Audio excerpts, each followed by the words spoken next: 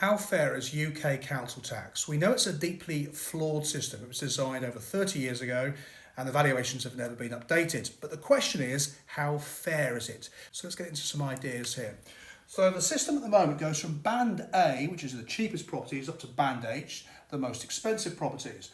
Let's compare two households to see how fair this truly is. Mrs. Miggins lives in a big old house in one end of town, and because of the valuation of her property 30-something years ago, it's a Band H. Mrs. Miggins, by herself, pays the highest level of council tax. By contrast, the Bobs live in a different part of town in a much smaller property, which when it was valued all those years ago, brought it into level A.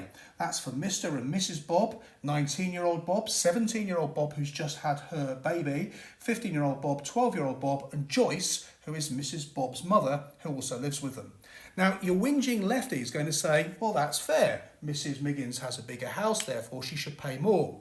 But fair really ought to consider two other metrics, and they are these. First of all, income. Now, Mrs. Miggins has only a small personal pension and her savings, so her income is largely fixed and diminishing, and out of that she has to pay H, the biggest level of council tax. By contrast, the Bobs, both Mr. and Mrs. work, 19-year-old works, 17-year-old receives benefits and support from the state, and Joyce also has a variety of incomes. So the Bob's income level is much, much higher, and yet they are paying Band A council tax.